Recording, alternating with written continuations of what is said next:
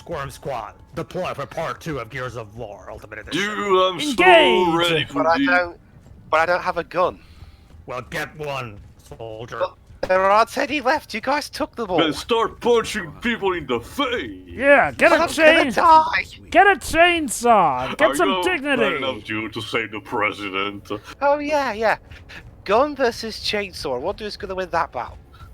Well, get a chainsaw gun like everyone else does, then, Private. You know what they say. You know what they say, Lives. Feast means rock, which beats Caesar.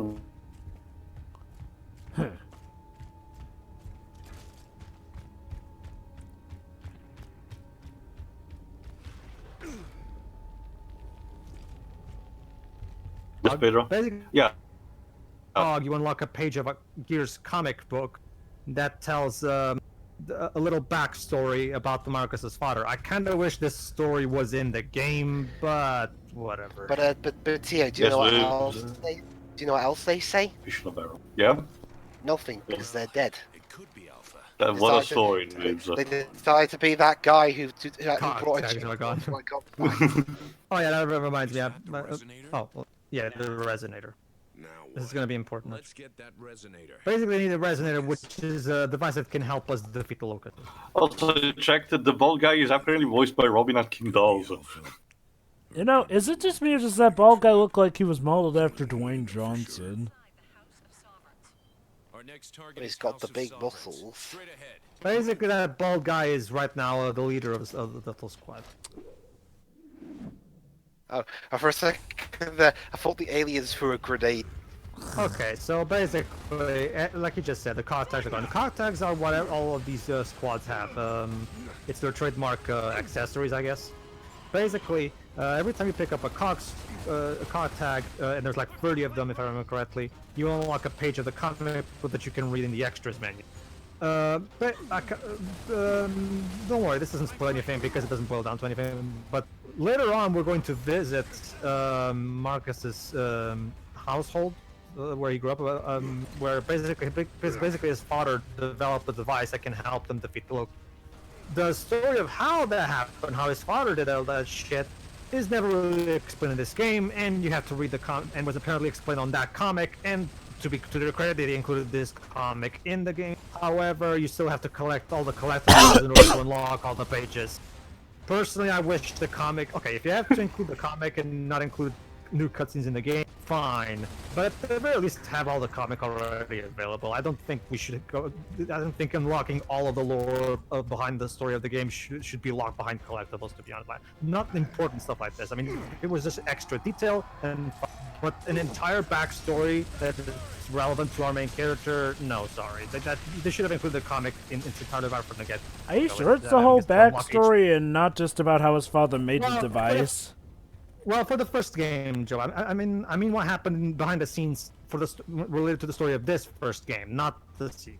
Basically, I know. Was it like an addition? Was it like an actual addition for the Ultimate Edition, or it was like that in the first game as well? No, in the 2006, the original was just like this. It was only later that they made the comic to expand upon that little thing behind the scenes where Marcus's father came up with a device.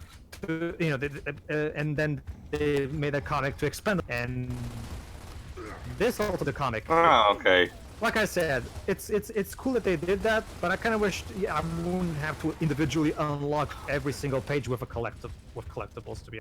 I guess the idea is like, well, you get a little bit of story every now and then, sort of like the storybook in Mario Galaxy. Not just that, I guess ideally, I guess you didn't technically need it in the first game. Yeah, it sounds like something that is more extra stuff. Like it's not something that's immediately really that important to the story. That's also kind of the problem with tie-ins and supplementary material, because that it's the line between this thing is too useful, therefore it should be told in the main story, and this thing is not useful, therefore it doesn't need to exist because it doesn't help the story in any kind of way. Is extremely thin and a very tight rope to walk on. I have no idea what's the correct answer on that. The Final Fantasy 15 trilogy was one of the biggest train wrecks when it comes to yeah. That's Yes, the problem That's a problem that a recent upstart wrestling company is having.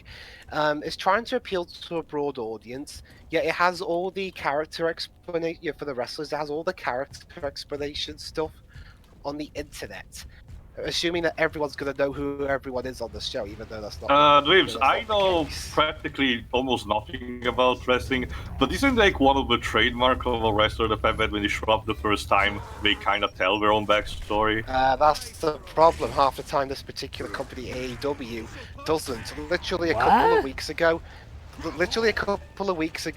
there was these two wrestlers that debuted called the Butcher and the Blade, and we got like no explanation as to who the fuck they were, other than one of the commentators saying, "Hey, look, it's the Butcher and the Blade," and the other commentator had no idea what was going to. Isn't literally the Butcher half and the Blade. Yeah, that should actually be a prompt, instead using the other two commentators be like, who, and then them being the prompt of the audience being played.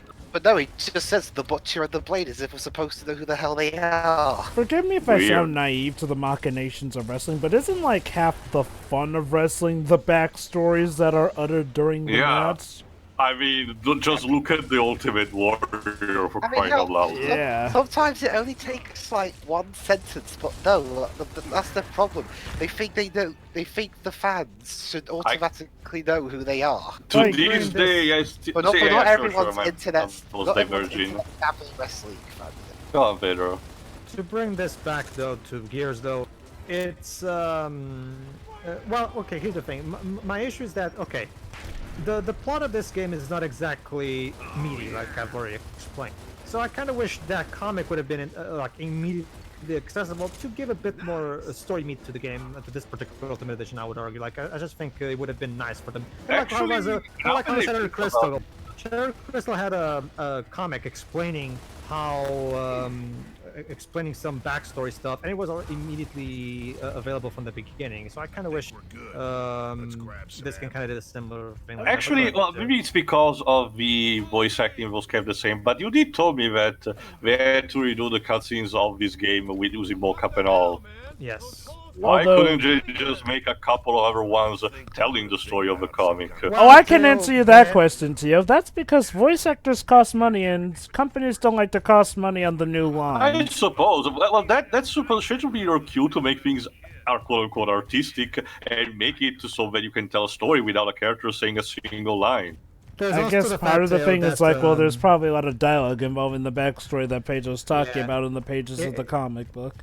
Yeah, it's a full-blown comic. It's not exactly like a little 10-page comic, isn't it? It's more like I think it's like 60 pages long. Oh, that would be a lot of voice acting. So no, that wouldn't be very doable. But anyway, cutscene and all. What new terrors will our squad face? Fork in the road. Oh yeah, I never explained that actually. After the cutscene. Gents, I do believe we may be invariably... Yeah. Basically, sometimes we have these moments where we need to choose too specific. Phoenix, you and Carmine will go right. Most of the time, the game never really tells you what's the advantage and the disadvantages of each path. Except for like one instance that I can think of later on in the game, but we'll get to it. Gentlemen, anyway, I do declare that maybe splitting up is never the best idea in these kind of situations. Because half of us are guaranteed to die. Pretty much. Well, actually, no. I guess Jova can be coal. So, no, but Jova train doesn't work nearly as well as coal train. Whatever. We'll just go with Jova Axion.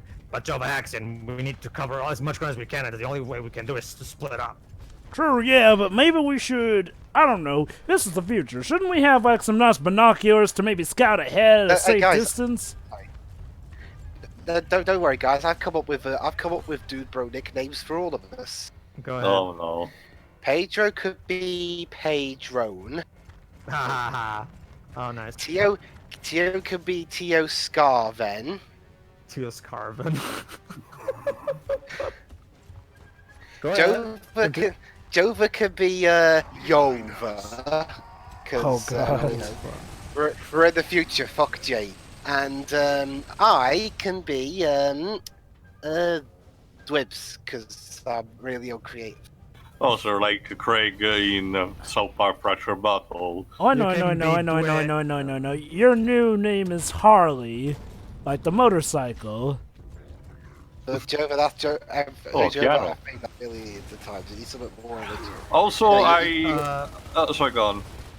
There's also the fact that remember this game was made and released back in 2015, even before Gears 4. My guess is Microsoft really wanted that new big juicy Gears game to release, so they didn't want to spend too much time on a remake of the first game. To be honest, I'm already surprised that they decided to remake the cutscenes Well, in that's mocap instead of just upscaling the existing ones. That's because, Tail, remember, this particular project was greenlit not by Phil Spencer, but by Don Matrick. That's because, remember, originally the Xbox One did not have backwards compatibility. So the original plan was to remake the first 3 games. Not necessarily for Gears 4, but eventually all 3 games. But then when Phil Spencer started his backwards compatibility initiative, it became unnecessary. They just re-released the original 360 versions. I'll admit, in a way, I'm kind of glad that we managed to get this before the backwards compatibility deal, because the original Gears of War has definitely aged a bit visually and audio-wise. Well, it's like what Pedro said, it needed that color muting thing. Well, it depends, Tail, because even the core Gears fans they love Gears 3, but even the core Gears fans think that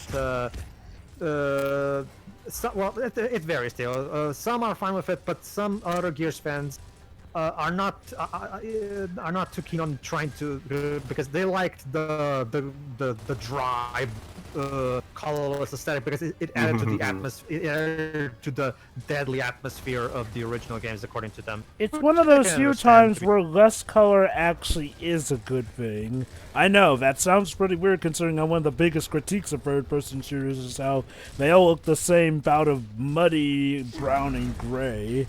Surprise! It is still better than what Gears 4 and 5 did, where they went way too far in the other direction and made the game so colorful to the point where it doesn't have that same dreary atmosphere that these first 3 games had. The problem with Gears 4 and 5 can be summed up as in they're trying to make it a little too broad, as in apparently in trying to attract a new audience, they're kind of alienating the core audience that they had, and well, Yeah, that's identity never a good crisis, idea. So that's what it is. Which is a trend in recent games that I'm not fond of, but we can talk about that later. Yeah, in the meantime, actually, Lives, I found, it's actually me interested, I found, sorry, when the game pronounces Carmine, even though it should be Carmine, the actual voice actor, Michael Goff. Not that Michael Goff, though. The other Michael Goff, the one who plays the Magi leader in the Mummy games, in the Mummy movies, or, for example, Sadler in Resident Evil 4. Wow. And apparently was also as a cameo in Le Mans 66, which you saw recently, Liz. Oh, cool. In case you're wondering, the audience, in other countries, the film is called Ford versus Ferrari. Which is setting to the get back box to this office stuff- aflame with how Yeah. awesome it is. Yes, Pedro? Yeah, this game was not developed. This particular remakester, as it's so lovingly called, was not made by Epic Games, the original creators of the Gear series. It was made by the Coalition, a studio that was created by Microsoft specifically for the purpose of continuing the Gears. To their credits, unlike 343 Industries, in which none of the original staff transitioned into from the original Halo trilogy transitioned into 443. The Coalition is headed by Rod Ferguson. Rod Ferguson was the producer of the first 3 Gears games. Kind of makes you wonder why they didn't just have Coalition make 4 and 5, but again, that's another story. No, the Coalition made 4 and 5. Oh So god, what they did? happened? So, the Coalition was that Microsoft made specifically for continuing the Gear series after Epic Games stopped making the game. Like the Coalition is to Gears what 343 Industries is to Good Halo. job, man. Should I Let's tell him go the joke find to that you? Resonator. Move out. No, because it's so new to the Jova, sorry. But anyway, but then again, that begs the question, what happened then?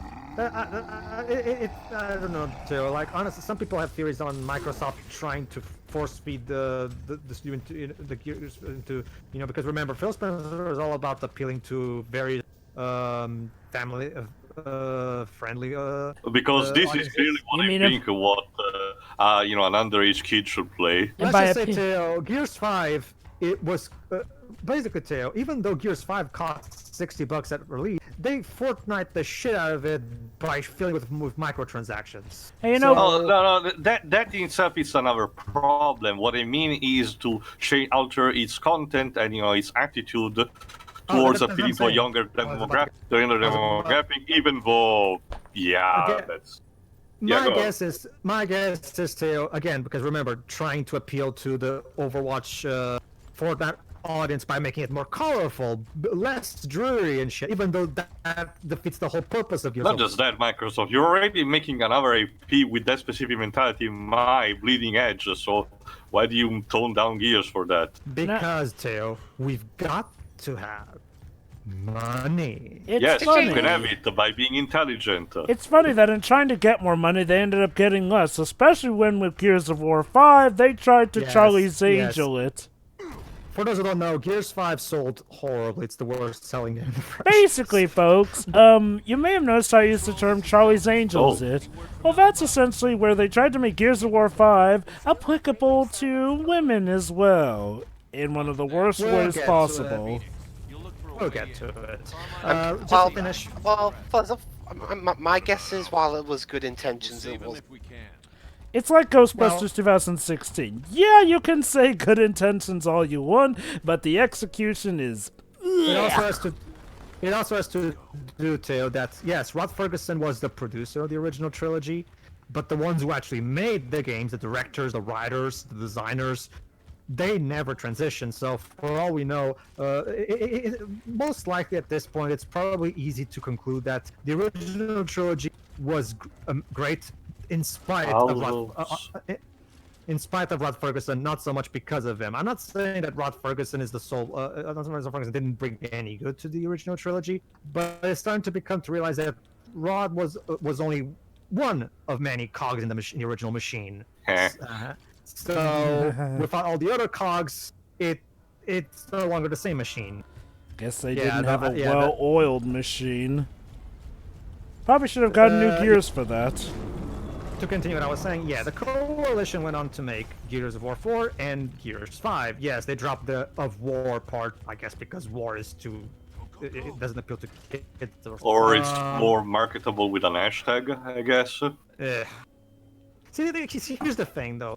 Like, okay, I really don't fancy this trend of a franchise abandoning its core identity and fan base in pursuit of a new one that is not even interested in the franchise to begin with. It's just it speaks of lack of confidence in your product. Yeah.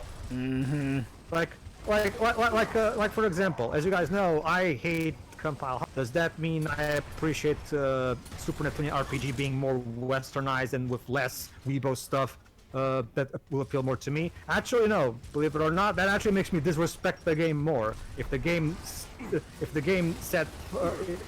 instead said "fuck you" to me and just remained and just continue to appeal to the actual fan base that actually likes, then I would actually have more respect for them, to be honest. Let me sum it up like this, folks. There's a fine line between trying to make things appeal to more audiences and then just completely flipping the switch and ignoring your core audience.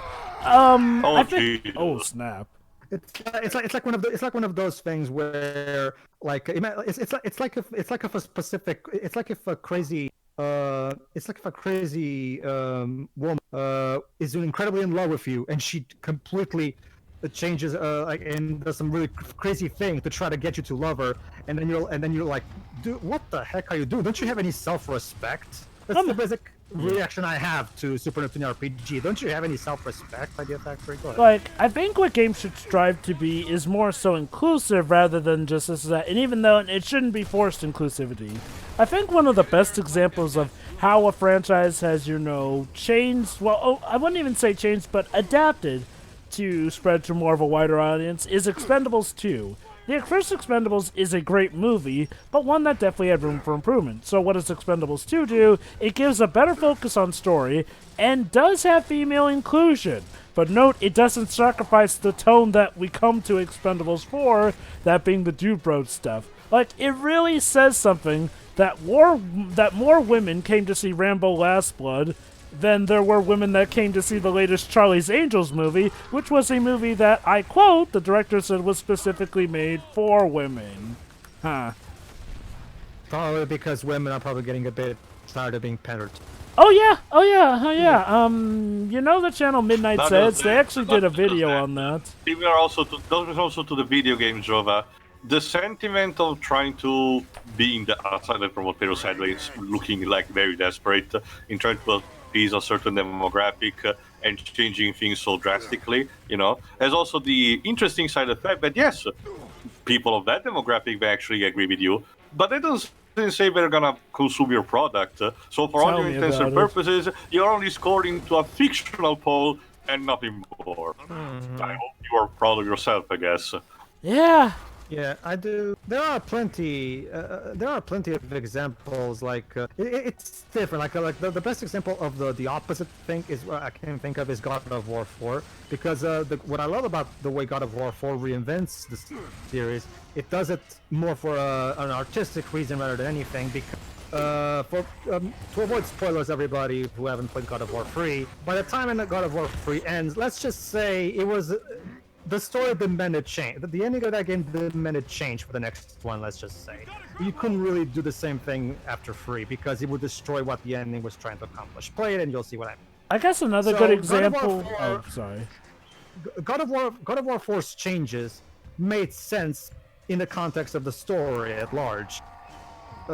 Most other games, on the other hand, don't tend to have that conscious achieve something like that. But Want to know another famous example? Resident Evil. Starting with Resident Evil 4, the game sort of ditched the tried and true tank control, fixed camera perspective thing for the famous third-person perspective.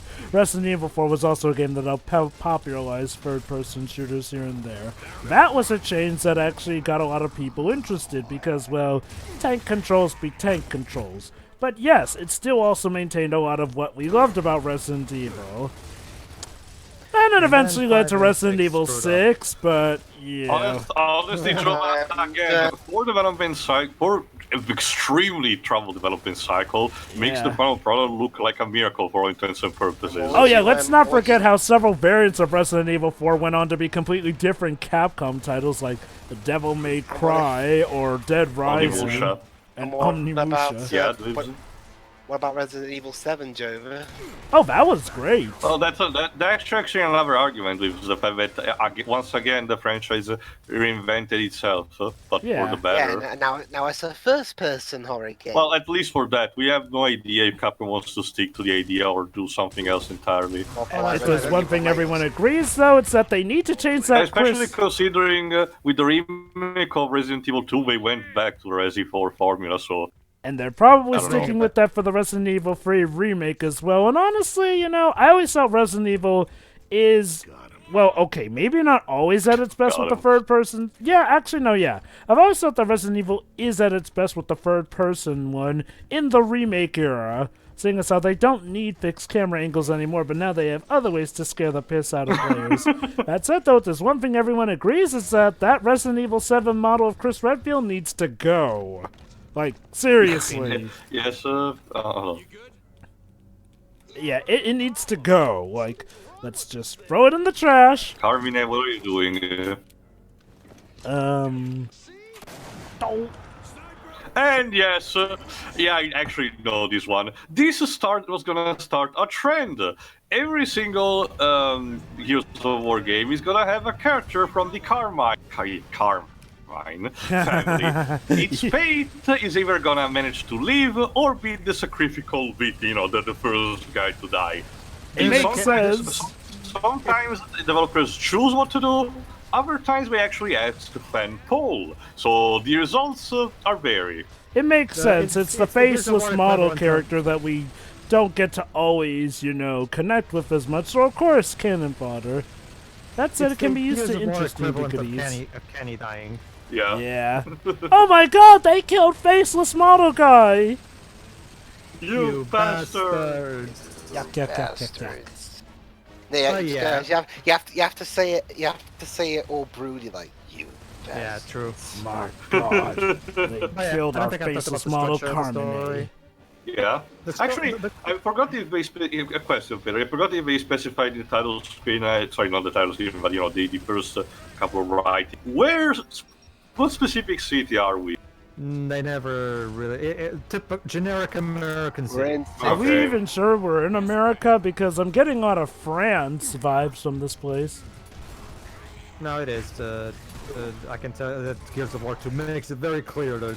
I'm gonna check in the meantime. In Go the on. meantime, yeah, the campaign structure of Gears of War is operated on acts. Gears of War 5 Ultimate Edition specifically has 5 acts, and they're all divided into chapters. So every time you see the act 1 and then a little subtitle there, that's the act number plus the name of the chapter we're currently in within the act. As you complete the game, you can go back to the main menu and go back to any chapter of any act that you want. Right, so you can always go back and get any contact that you've missed, anything like that. I know. You know what exactly? He knows the way. He's a Mandalorian. Or Knuckles, I guess. But no, anyway, I checked. The name of the city is not really important because in order to make things easy, quote unquote, they just said that the name that I was confused a bit in narration is the fact that the name Sarah is the name of the entire planet. Basically, they went on like, this planet is fictional, it's called Sarah, it has some similarities with our Earth, but it's a completely different planet, do not steal. Oh So, snap! So Pedro, they I guess you could managed say they we're managed to find a way to have their, very KKD too. so we're not in America. So in that case, Pedro, you could say we're far from home. Yeah. All right. In the next. Oh, there you go. Hold on. Let's try to get this guy. Bye bye. I brought your bullets and ammo right here. Oh, you didn't order it? It's okay. It's on the house of America. Exactly. I mean, all those eagles and all, so... Well, basically, we're about to beat one of the more beloved members of the Delta Squad between the. Goody. Could use some help. I'm Give me a coming. moment, Cole. Job. I can't jump. There's an invisible wall. Man's worst enemy. Gravity. No, I mean, invisible it does walls. Yeah, it does apply that to the Chosen Undead as well for Dark Souls, so... Now, to be honest, he can jump, but only after like a sprint or something, but it's awkward. I guess.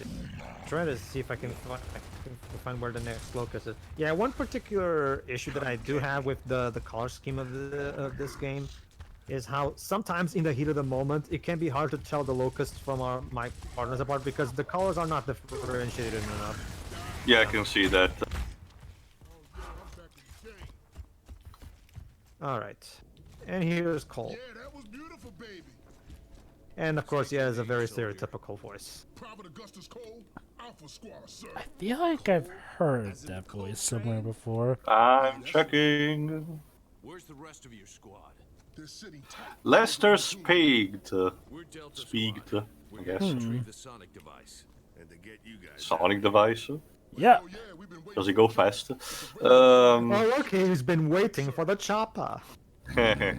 Apparently, Jova was in Transformers Dark of the Moon as a character called Eddie. I don't know Aha! who that That's is. where I've heard him from. Need to reestablish radio What else? contact with control. I'm checking. Give me a bit.